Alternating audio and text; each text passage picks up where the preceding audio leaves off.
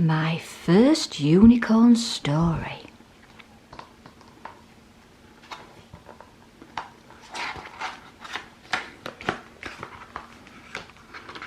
Princess Lottie was no ordinary princess. She was brave and strong.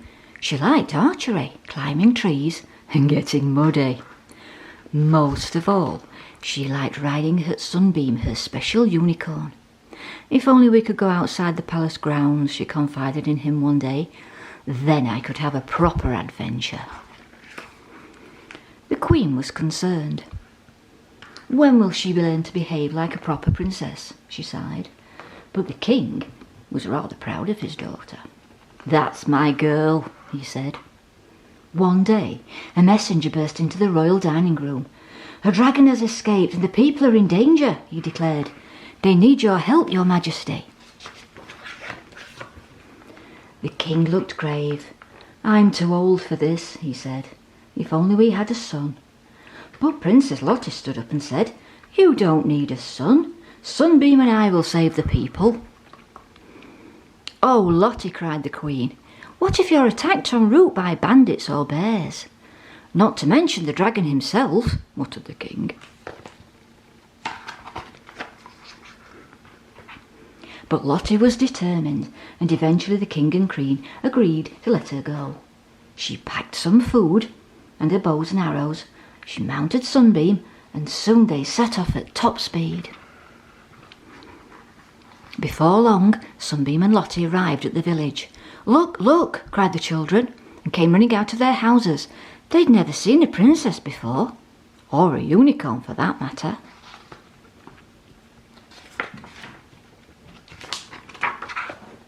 The children gathered around them. Can we ride him? Asked one little boy. Does he fly? Asked another. No, laughed Lottie. He's too young to fly yet. Sorry, we have to go now. Sunbeam and Lottie continued on their way. They entered a large, dark forest. Slow down, Sunbeam, said Lottie. You don't want to trip over any fallen branches. Up in the trees, the bear cubs were watching them. Let's see who the best shot is, said one. Ready to attack? 1, 2, 3, go! Oh, ow! Squealed Lottie as a pine cone landed on her head. Suddenly she and Sunbeam were being pelted with cones. Stop it! Cried Lottie, looking up. That hurts. Oh! Lottie had slumped forward.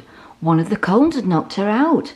As quick as he could, Sunbeam galloped out of the forest. He found a stream and he splashed water on Lottie's wound. As if by magic, Lottie quickly recovered. Oh, Sunbeam, she cried, thank you for saving me. But we must get on or we'll never rescue the people. Lead the way.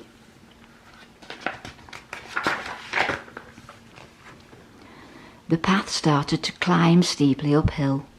It was hot work. The air was still and humid. That doesn't look good, said Lottie, pointing at a dark cloud. There's a storm ahead. And before long, the rain was coming down fast. There was a crack of thunder and lightning lit up the whole sky. Quick, let's find some shelter, cried Lottie. But something was wrong. Sunbeam was limping. What's more, Lottie became aware of something moving in the valley below. It was big and green with a swishing tail. The dragon, she cried. He's heading for the village. What are we going to do?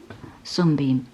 Even if you could gallop, we'd never make it there in time. But Sunbeam didn't give up that easily.